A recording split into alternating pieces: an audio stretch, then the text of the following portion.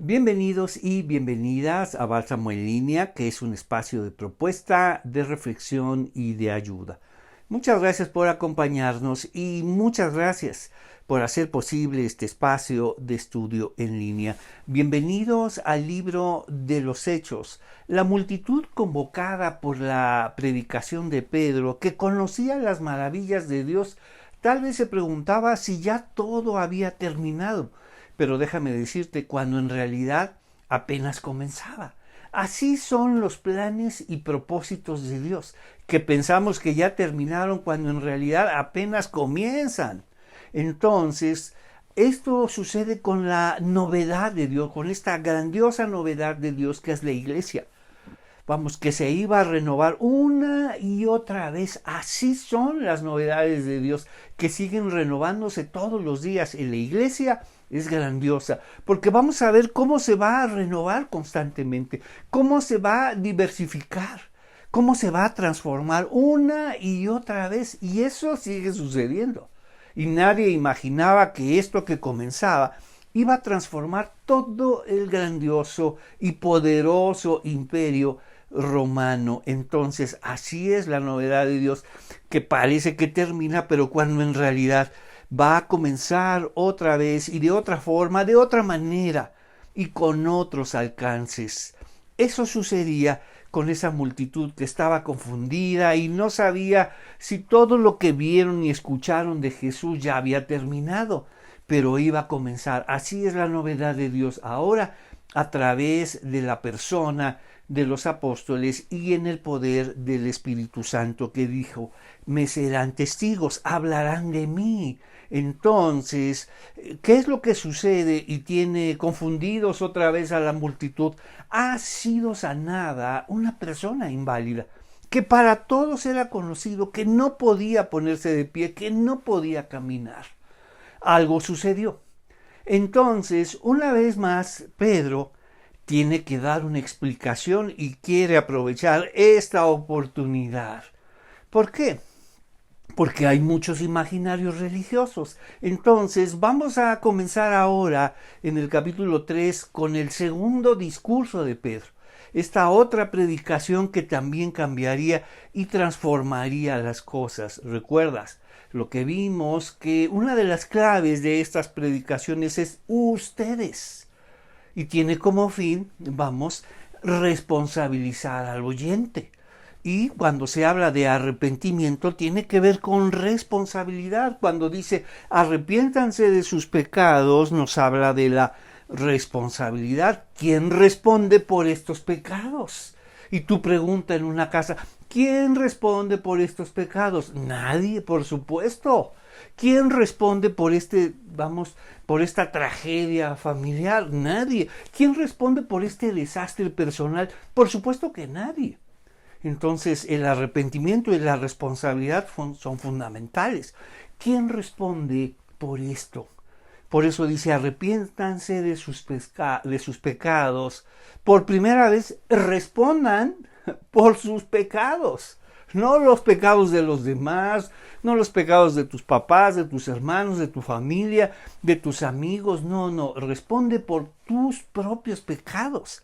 Ese es el llamado al arrepentimiento que una vez más, escucha, volverá a ser Pedro, y usaremos la clave de ustedes. 7 veces vuelve a suceder y vamos a seguir eso. Entonces, ¿quién responde por los pecados?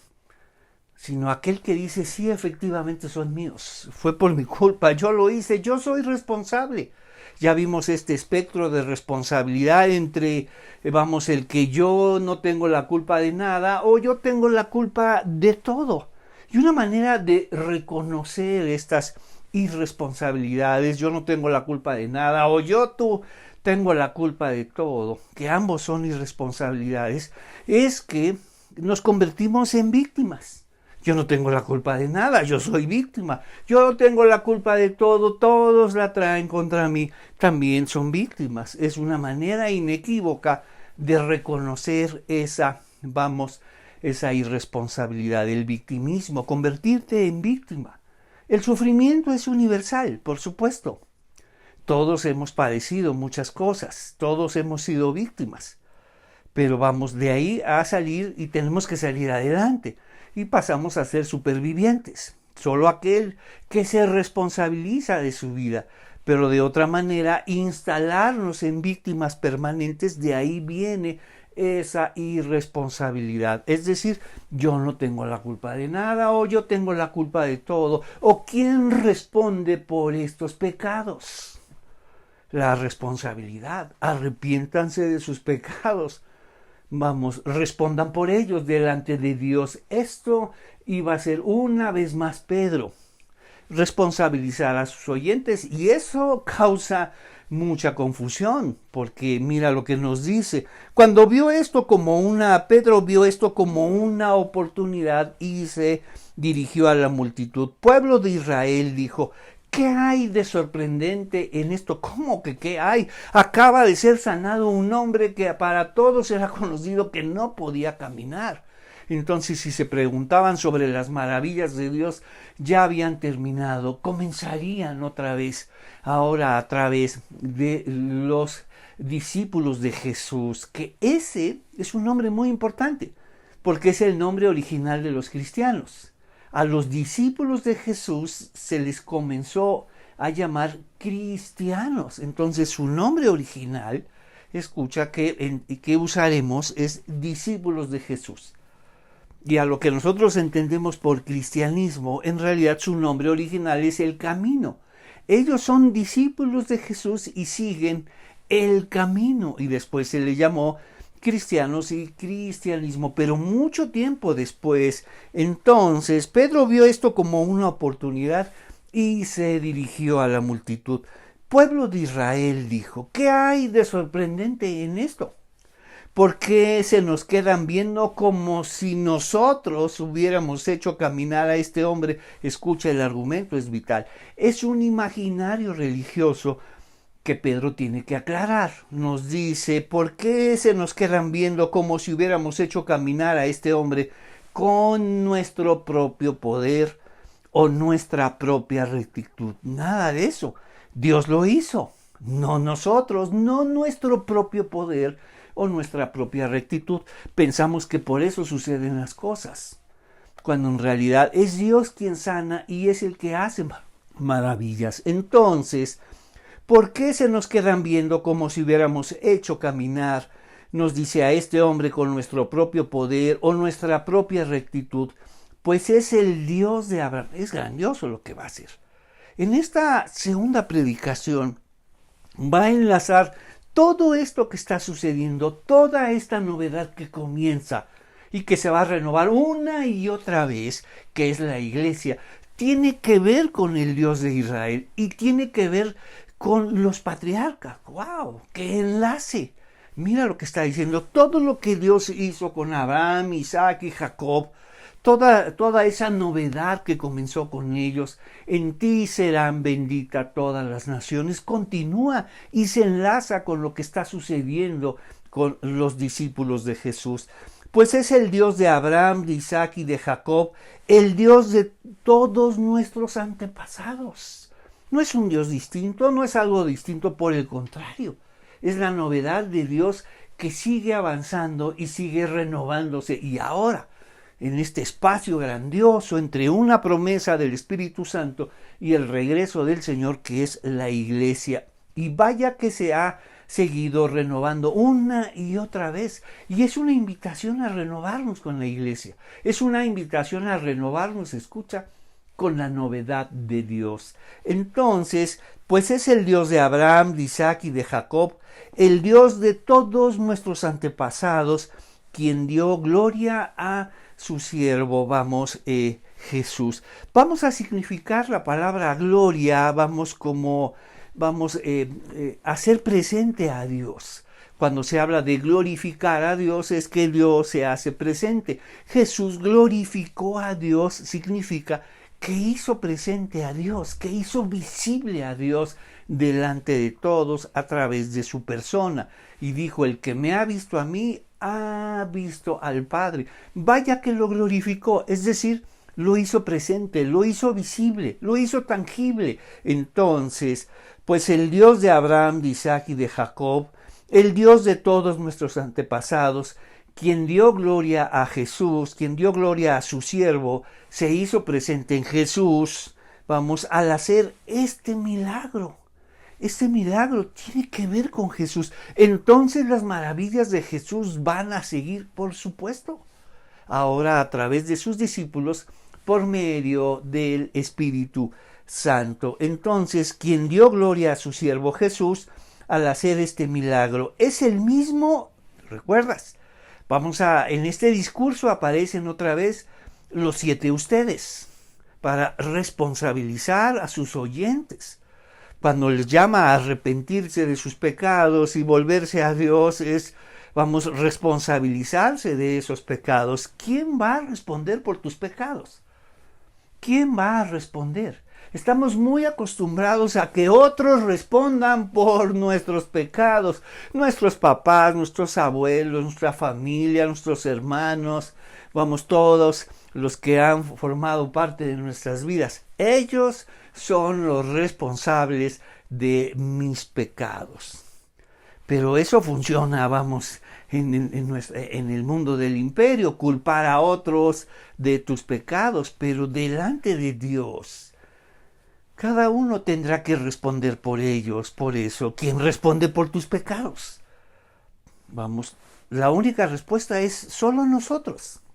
Solo nosotros. Ya hemos culpado demasiado a nuestros papás, nuestros abuelos, nuestros hermanos, la familia, los demás, el trabajo, la sociedad, el mundo, el universo. ¡Wow! Sin embargo, ahora es el momento de responder por nuestros pecados. Eso se llama responsabilidad. Y eso es lo que va a hacer una y otra vez. Pero solo para aquellos que responden por sus pecados. Escucha. Hay promesas de bendición. De otra manera, esas promesas y esa salvación no son para ti. Yo no tengo la culpa de nada. O yo tengo la culpa de todos. La salvación y las promesas de bendición no son para ti. Solo para aquellos que responden por sus pecados. Ya hicimos que todo mundo responda por nuestros pecados. Es culpa de otros. Recuerda, es una irresponsabilidad velada. Entonces nos dice, pues el Dios de Abraham, de Isaac y de Jacob, el Dios de todos nuestros antepasados, quien dio gloria a su siervo Jesús al hacer este milagro, es el mismo Jesús a quienes ustedes, ese que sanó a este hombre, por medio, del Espíritu Santo, a través, del llamado de Pedro. Esto lo hizo Jesús. Porque Jesús resucitó, Jesús está vivo y sigue haciendo sus maravillas a través de nosotros. A ese Jesús, dice, a quienes ustedes rechazaron y entregaron a Pilato. Llegamos otra vez a nuestro primer ustedes. Y recuerda, tiene como fin responsabilizarlos. Es que nos obligaron, los sacerdotes nos dijeron que clamáramos por él, para que lo crucificaran. Claro, pero ustedes fueron sanados por Jesús, ustedes fueron alimentados por Jesús, enseñados por Jesús, y después ahora vamos siendo persuadidos para entregarlo a Pilato. Tienen que responder por ese pecado. No son los sacerdotes los responsables de lo que ustedes hicieron. Cada uno es responsable. Por eso les dice, ustedes lo rechazaron y lo entregaron a Pilato. Y mira lo que aclara Pedro. Entonces, pues el Dios de Abraham, de Isaac y de Jacob, el Dios de todos nuestros antepasados, quien dio gloria a su siervo, quien se hizo presente y se hizo visible en Jesús, al hacer este milagro, es el mismo Jesús a quienes ustedes rechazaron y entregaron a Pilato, a pesar, qué aclaración viene a dar Pedro, a pesar de que Pilato había decidido ponerlo en libertad, y ustedes clamaron una y otra vez que no fuera puesto en libertad, por el contrario, que fuera ejecutado, y pidieron que soltaran a Barrabás. ¡Wow! ¿Ese pecado de quién es? No, es que es de los demás. Yo estuve ahí, no supe, me obligaron y después terminé gritando. Claro, Estamos en esa, vamos, en esa situación que hemos aprendido una y otra vez. Responsabilizar a otros, pero la pregunta es, ¿quién va a responder por tus pecados? Sino nosotros. No vamos a responder por los pecados de otros, eso es su propia cuenta. Pero ¿quién responde por estos pecados? Ustedes rechazaron a Jesús y lo entregaron a Pilato. El primero ustedes. Y nos dice, y otra vez, versículo 14, para que no haya duda.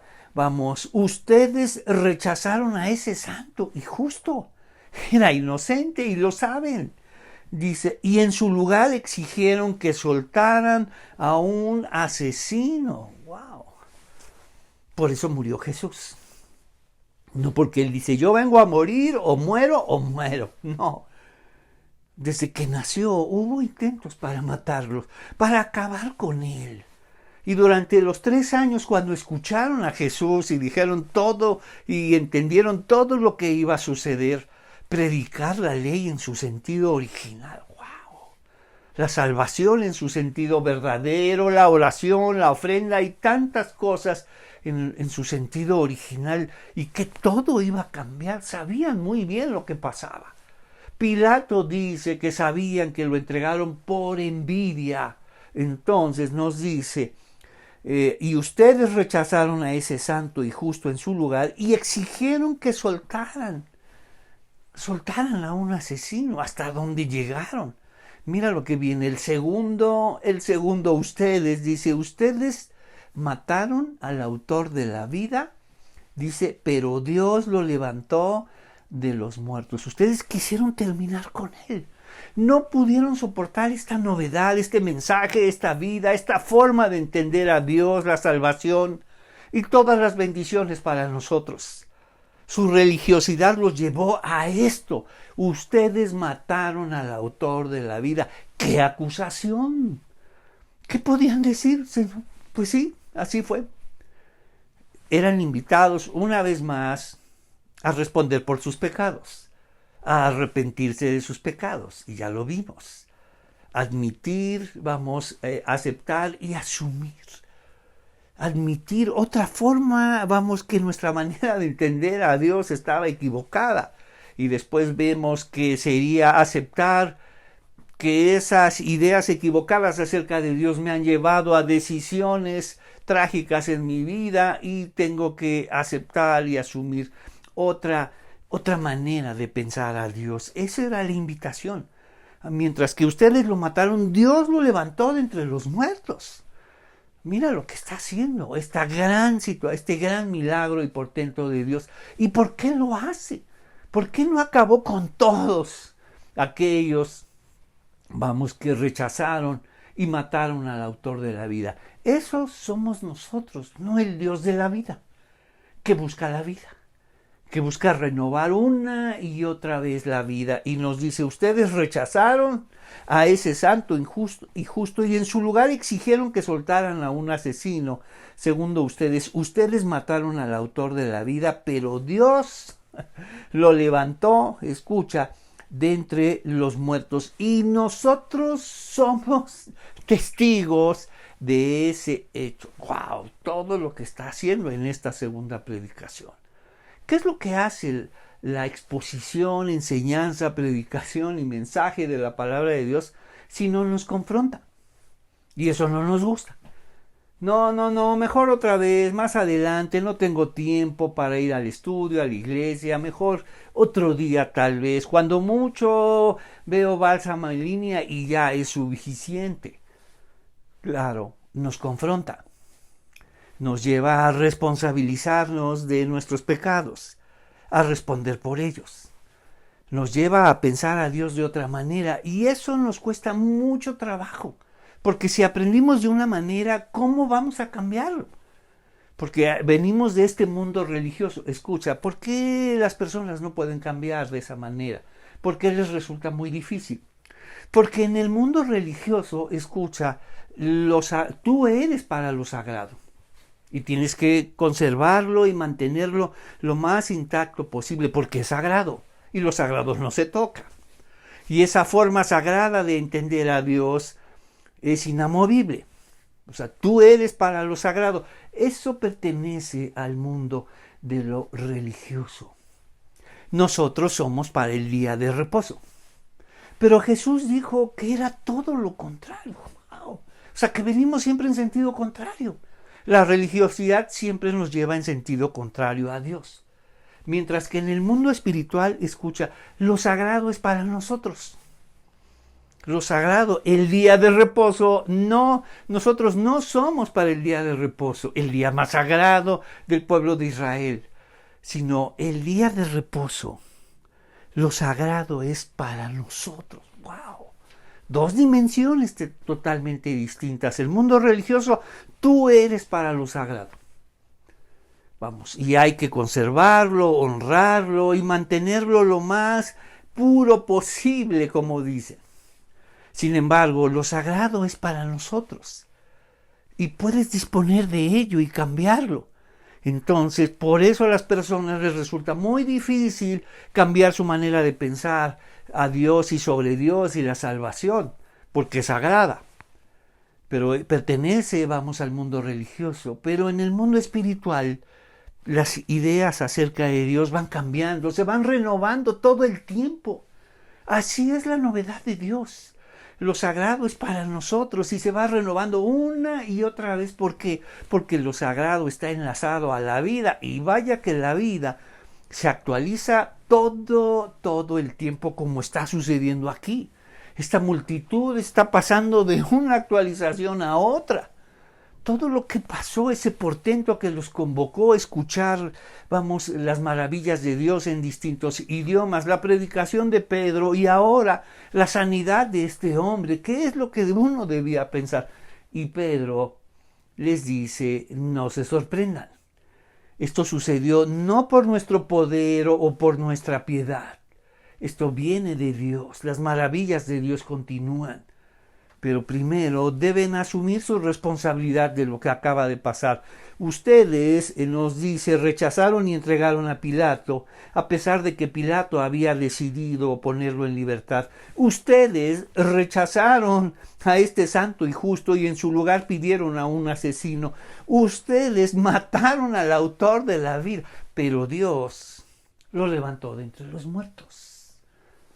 Todo aquello que queremos matar, Dios los resucita una y otra vez. Entonces nos dice Hechos 3, Pedro ve esto como una oportunidad una vez más para hablar de lo que está sucediendo, para hablar de esta novedad que comenzaba y que iba a invitar a muchísima gente. Recuerda, solo aquellos que responden por sus pecados están listos para recibir esta novedad y todas estas bendiciones. Pero mientras tú no tienes la culpa de nada o tienes la culpa de todo y yo no soy culpable de nada, por favor, yo no respondo por mis pecados, eso lo responde mi papá, mis hermanos, mi familia, mis abuelos, mis amigos, la sociedad, este mundo, el universo, ellos responden por mí, yo no. Entonces las bendiciones de estas novedades no son para ti. Vamos, nos dice la oportunidad. ¿Qué hay de sorprendente en esto? Como si hubiéramos hecho caminar con nuestro propio poder o nuestra propia rectitud y luego ustedes, ¿recuerda? Vamos a seguir estos 7 ustedes y wow, y ya llevamos estos 2, ustedes los rechazaron y ustedes mataron al autor de la vida. Wow, mira lo que está diciendo. Por supuesto que no es agradable que la palabra de Dios te confronte. Por eso nos dice que en un principio es un sabor amargo, pero después nos damos cuenta que es algo necesario. Es un sabor amargo responder por tus pecados. Pero déjame decirte, es aquello que nos cura, vamos, la verdadera medicina, tiene un sabor amargo, no un sabor dulce. No pasa nada, mira, no te preocupes, tú no tienes la culpa, son los demás. La verdadera medicina, la que sana, tiene un sabor amargo como lo estaban entendiendo. Ustedes, nos dice, Es el mismo Jesús a quien ustedes mataron, a quien ustedes entregaron a Pilato, aun cuando Pilato quería ponerlo en libertad. Ustedes mataron al autor de la vida. Ustedes saben que él antes era un inválido y la fe en el nombre de Jesús es quien lo ha sanado. Quiere poner todas las cosas claras. No somos nosotros, por supuesto. No es por nuestro poder o no es por nuestra piedad o rectitud. Todo esto sucedió en el nombre y la autoridad de Jesús. Palabras que usaremos muchas veces a través del libro de los Hechos. No solo la gloria lo entenderemos como hacer visible a Dios, hacer presente a Dios en nuestras vidas. Jesús glorificó a Dios, lo hizo presente, lo hizo visible. Y también en el nombre de Jesús, la autoridad de Jesús, eso también ahora hacer presente a Jesús. Todo esto lo hizo Jesús, no nosotros. Te sanamos en el nombre de Jesús, es Jesús quien lo hace. No nos hacemos presentes nosotros, porque la obra es de Dios y Él nos ha invitado y sigue adelante. Y esta novedad que se renueva todo el tiempo, lo entenderemos como la iglesia. Y vaya que se renueva todo el tiempo, porque así es la obra de Dios. Aquello que damos por terminado, esto ya terminó, déjame decirte, apenas comienza. Esto ya acabó, esto ya murió. Dios lo levanta de entre los muertos y vuelve a continuar de otra manera. Y somos muy dados a decir, esto ya terminó, esto ya acabó, esta situación, este ministerio, proyecto. Déjame decirte, apenas comienza y se renueva una y otra vez. Así es la novedad de Dios. Entonces nos dice, por la fe en el nombre de Jesús, nuestro tercer ustedes, por la fe en el nombre de Jesús, este hombre fue sanado y ustedes saben, y ustedes son testigos, que él era un inválido. La fe en el nombre de Jesús, en la autoridad de Jesús, porque para ellos Jesús está vivo, para ellos Jesús está presente. Entonces, hablar del nombre de Jesús no es el nombre de alguien que vivió y murió y viven bajo la memoria de alguien y su legado de estarlo recordando todo el tiempo. No, el nombre de Jesús tendrá que ver por alguien que vive y está presente y sigue haciendo muchas cosas, porque así dice el libro de los Hechos. Lo que comenzó a hacer y enseñar. No dice lo que comenzó y terminó y ahora sus discípulos se dedican solamente a puros memoriales. Nada de eso. Cuando se habla del nombre de Jesús es alguien que vive, alguien que está presente y alguien que sigue haciendo y enseñando muchas cosas. Por la fe en el nombre de Jesús, este hombre fue sanado. Ustedes saben que él era un inválido. La fe en el nombre de Jesús lo ha sanado delante de sus propios ojos.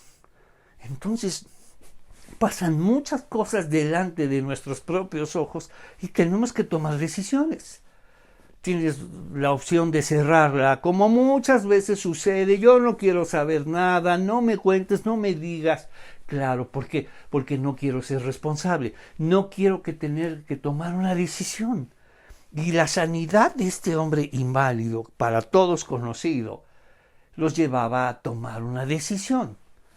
Las maravillas de Dios continúan. El nombre de Jesús, hizo todo esto. ¿Qué significa? Que Jesús está vivo y que está presente y que sigue haciendo y enseñando muchas cosas a través de sus discípulos. Por la fe en el nombre de Jesús, este hombre fue sanado y ustedes saben que él antes era un inválido. La fe en el nombre de Jesús lo ha sanado delante de sus propios ojos. La fe en el nombre de Jesús. Hemos significado ahora el nombre de Jesús.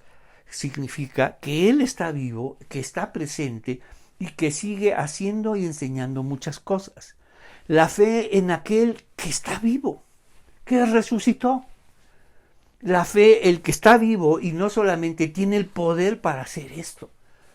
Y sigue comenzando y haciendo muchas cosas. Eso es la fe en el nombre de Jesús. Entonces nos dice, amigos, yo entiendo lo que ustedes y sus líderes hicieron. Vamos a continuar con nuestro siguiente ustedes. Amigos, yo entiendo lo que ustedes y sus líderes hicieron a Jesús. ¿Por qué lo entiende? Porque entendemos las cosas. Cuando le decimos a los demás, entiendo lo que estás pasando, tenemos dos opciones, o solo imaginamos o verdaderamente pasamos lo mismo, ¿no? Porque de otra manera, sí, imagino lo que estás pasando o entiendo muy bien lo que tú estás pasando, es porque pasamos lo mismo. Y Pedro tendrá que decir, entiendo bien por qué hicieron eso, porque nosotros también hicimos lo mismo. Muchas cosas la hicimos por ignorancia, ignoramos muchas cosas acerca de Dios, asumimos otras y nuestro imaginario religioso, nuestras ideas equivocadas acerca de Dios, nos llevaron a tomar decisiones muy, muy equivocadas, muy trágicas, como fue en el caso de Pedro. ¿Recuerdas? Entonces, amigos, yo entiendo lo que ustedes y sus líderes le hicieron a Jesús. Fue hecho en ignorancia. Claro, yo lo entiendo. Lo que le hicieron a Jesús. Yo le hice muchas cosas a Jesús, especialmente lo traicioné. Quería irme, quería escaparme, nunca le creía, nunca estaba convencido, de todo lo que decía. Todo lo hice por ignorancia.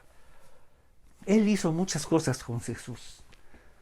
Y ahora lo entiende, por eso dice, entiendo lo que ustedes están haciendo. Lo mismo nos sucedió a nosotros.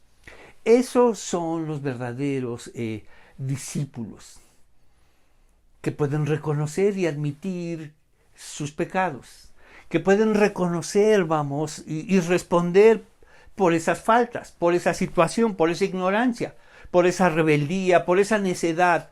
Dice, sí, lo entiendo muy bien. Sé lo que es necedad, sé lo que es orgullo, sé lo que es soberbia, sé lo que es ignorancia. Yo respondo también por ello. Entonces nos dice, amigos, yo entiendo lo que ustedes y sus líderes le hicieron a Jesús. Fue hecho en ignorancia, pero Dios estaba cumpliendo lo que los profetas predijeron acerca del Mesías, que él tenía que sufrir estas cosas. ¿Pero por qué? Por culpa de nosotros. Dios no está valorando el sufrimiento por sí mismo, sino como una consecuencia. Jesús tuvo que sufrir esto. ¿Por qué? No porque quiso sufrir, no porque Dios valora y porque hay tanto sufrimiento. El sufrimiento es responsabilidad de nosotros, no de Dios, porque eso es un gran imaginario religioso, que la iglesia asumió que Dios valora el sufrimiento. Mira cuánto ha sufrido esa persona. Mira, ya lleva semanas sufriendo. Él lleva meses, él lleva años. Entonces, concédele todo lo que ha pedido. Y ese es un imaginario religioso. Mira cómo ha sufrido mi hijo. No. Jesús llevó lo que hizo y enseñó. Lo llevó hasta las últimas consecuencias. Lo llevó hasta el final. El sufrimiento vino porque todo el mundo se oponía. La poderosa tradición sacerdotal se opuso. La poderosa tradición, de sabiduría se opuso. La poderosa tradición monárquica se opuso. Y esto generaba sufrimiento. Por supuesto que sufrió en manos de estas tradiciones que se señalaban como los dignos representantes de Dios. Pero cuando vieron a Jesús, cuando reconocieron que es el Hijo, se opusieron.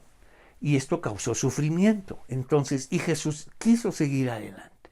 Incluso hubo un momento donde dijo, Señor, si es posible que esta copa de sufrimiento pase de mí. Pero no se haga mi voluntad, sino la tuya. Jesús sabía que las consecuencias de esta enseñanza, enseñar la ley en su sentido original, por supuesto que iba a haber oposición, y como sigue sucediendo. Cuando tú enseñas la ley, la palabra de Dios, por supuesto que hay oposición. Cuando tú enseñas la oración, la ofrenda y todo, vaya que hay oposición cuando se habla de ofrenda. ¿Cuántas veces has escuchado de la ofrenda? y sigues oponiéndote y sigues resistiéndote. Muchas veces has escuchado, ya te sabes de memoria todos los devocionales de la ofrenda y escucha, y no ofrendas.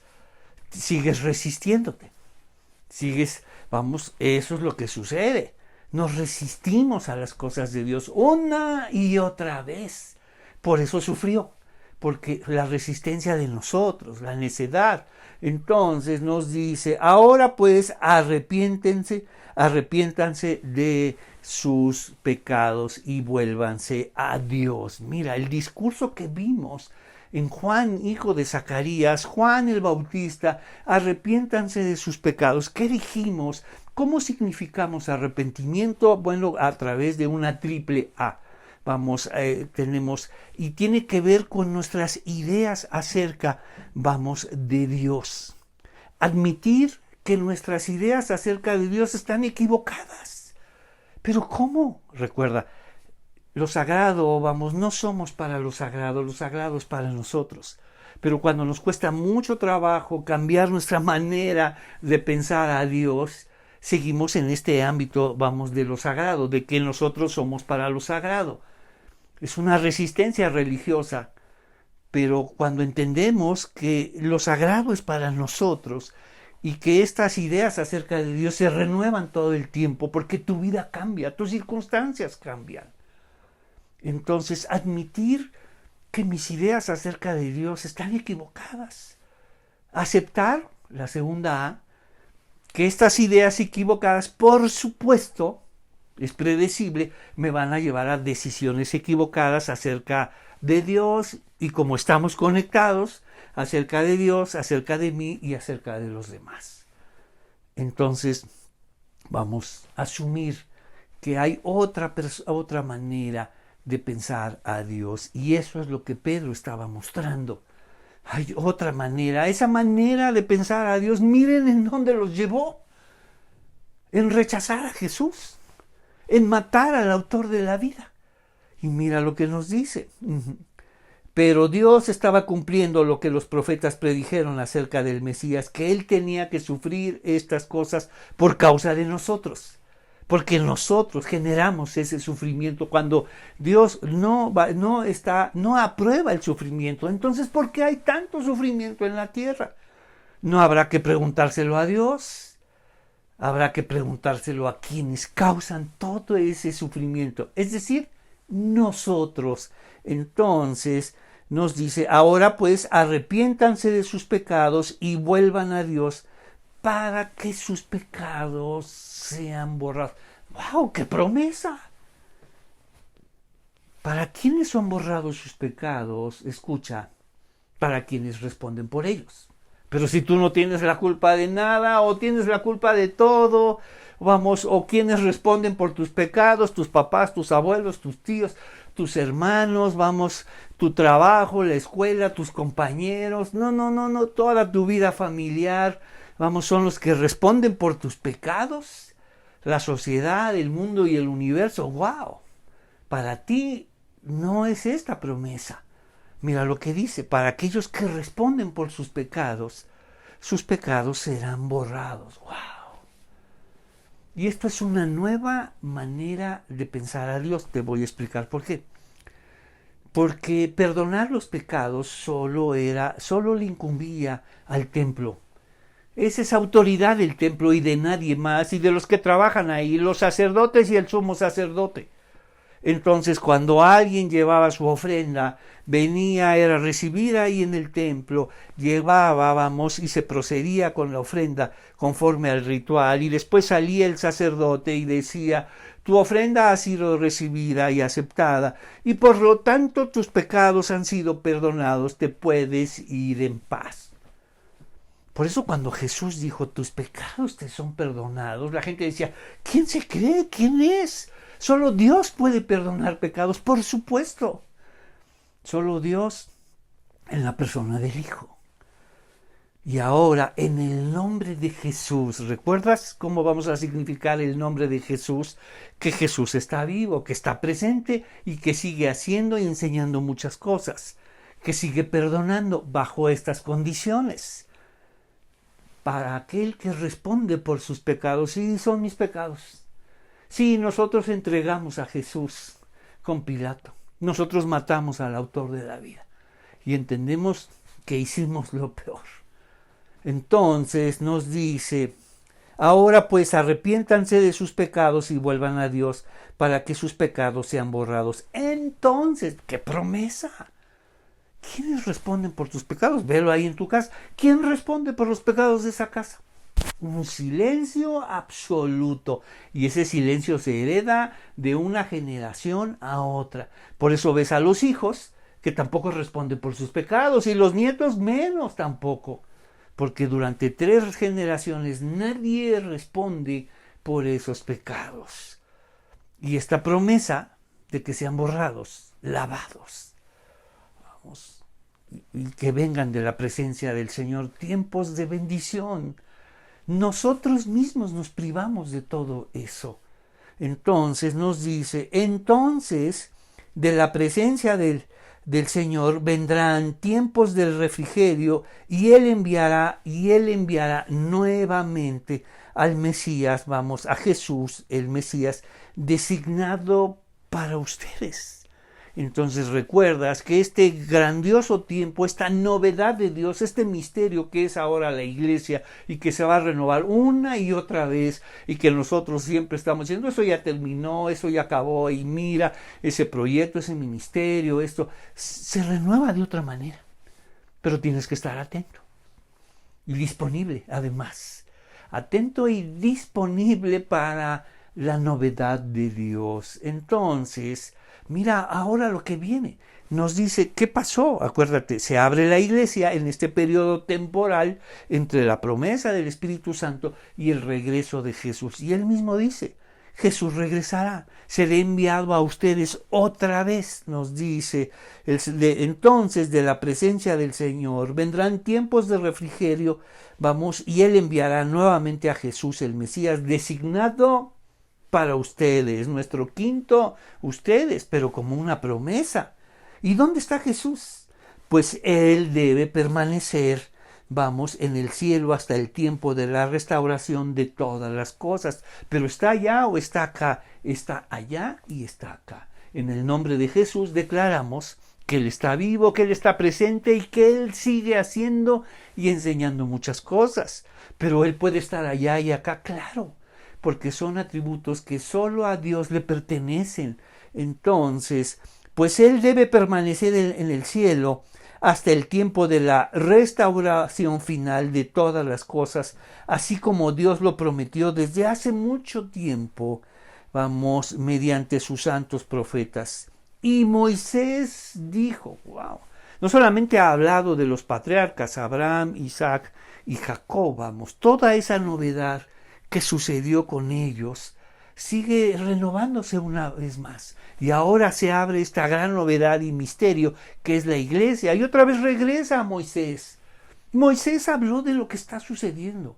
Es más, Moisés habló de que Dios levantaría a un profeta como él, pero mucho más grande. Nos dice, Moisés dijo: el Señor Dios de ustedes, nos dice, les levantará un profeta como yo de entre su propio pueblo. Escuchen con atención lo que ese profeta que Dios levantará, él les diga. ¿Por qué? Luego Moisés dijo: cualquiera que no escuche a ese profeta será totalmente excluido del pueblo de Dios. Y eso, como ya vimos, es terreno peligroso, porque ahí nos habla de consecuencias eternas. Cualquiera que no escuche a ese profeta que Dios levantará, mucho más grande, será excluido del pueblo de Dios. Vaya palabras. Entonces, no solamente ellos no lo escucharon, lo rechazaron y pidieron que muriera. Mira qué pesar para ellos. Pero si algo quiere Dios es liberarnos de todos esos pesares, de todas esas culpas. Dios no quiere que vivamos con una culpa eterna. Y ni modo, así es, lo hiciste, ni modo, ahora vivirás con ello. Eso somos nosotros. Eso es de este mundo. Marca registrada de este mundo, es marca registrada la culpa. Si algo quieren los demás es que vivas con culpa, si algo quiere tu familia es que vivas con culpa, tus amigos, todos en tu trabajo, wow, es por culpa de ti. Todo esto pasó por culpa tuya, eso es, y sucede en las familias. Todo esto sucedió por tu culpa. Entonces la culpa es aprendida. ¿Y dónde la aprendiste? Desde chico te dijeron por tu culpa. Y por tu culpa, y además lo creíste y no tenías otra opción porque eras un niño. Y de niño creíste muchas cosas. Lo grave es que sigas creyéndolas si ya eres un adulto. Eso sí sería grave. Que todas esas cosas que te hicieron creer de niño, sigas creyéndolas por tu culpa. Por eso la gente dice, o yo no tengo la culpa de nada, o yo tengo la culpa de todo. Estamos ahí, ¿no? Pero Dios no quiere eso, precisamente, para que sean borrados sus pecados, para que seas limpiado, para que vivas sin culpa. El mundo religioso sí quiere que vivas con culpa todo ese tiempo. Y si algo quieres recordarte, que todo es por tu culpa. Pero si algo quiere Dios en el mundo espiritual, es que quiere liberarte de toda esa culpa, de todas esas malas decisiones. Pero ¿cómo va a liberarte si no respondes por tus pecados? Que respondan otros. No. Si estás acostumbrado no solamente a que otros respondan por tus pecados, no fue mi culpa. Es cierto, muchas cosas no fueron nuestra culpa. Una sana responsabilidad separa aquello que no es nuestra responsabilidad, aun cuando nos hayan dicho una y otra vez que es nuestra culpa. Pero respondemos por nosotros. Si algo quiere Dios, no es que vivas con culpa. Eso no viene de Dios, recuerda. Marca registrada de este mundo, subraya la culpa. ¡Wow! Esa es una señal, fundamental y vital de este mundo y del imperio, porque si algo quiere el imperio es que siempre te sientas culpable de todo, porque de otra manera, siempre seguiremos esclavos. Eso es marca registrada del imperio. Nos dice, Moisés dijo, el Señor Dios de ustedes les levantará un profeta, entre su propio pueblo. Escuchen con atención lo que les diga. Luego Moisés dijo, cualquiera que no escuche a este profeta será totalmente excluido del pueblo de Dios. Entonces, y eso son palabras muy, muy serias. Vamos a nuestra tercera tercera división, cuando Pedro dice, sé por qué lo están haciendo, por ignorancia. No dijo, imagino, tal vez, sé por qué lo están haciendo. Por lo mismo que yo hice muchas cosas a Jesús, por ignorancia. Entonces, le hicieron a Jesús, fue hecho en la ignorancia, pero Dios estaba cumpliendo. Ahora pues, arrepiéntanse, respondan de sus pecados y les enviará a Jesús el Mesías. Entonces, comenzando con Samuel, ahora ha hablado de Abraham, de Isaac y de Jacob, ha hablado de Samuel, y ahora hablará de Samuel y de todos los profetas. Nos dice, comenzando con Samuel, cada profeta habló de lo que sucede hoy en día. Y mira, y llegamos a nuestro sexto, ustedes son los hijos de esos profetas y están incluidos en esos pactos. En el pacto que Dios les prometió a sus antepasados, pues Dios le dijo a Abraham, en ti serán benditas todas las familias. En la fe que has tenido por Dios, de esa manera, esa bendición llegará a todas las familias de la tierra. Esa manera de creer y ser justo delante de Dios por fe será una bendición que llegará a todas las familias de la tierra. Y nos dice, todas las familias de la tierra serán bendecidas por medio de tus descendientes. ¿Quiénes son los verdaderos descendientes de Abraham? Ya lo expuso a través de la fe. Entonces nos dice, cuando Dios resucitó a su siervo, Dios lo envió primero a ustedes nos dice, pueblo de Israel, ¿para qué?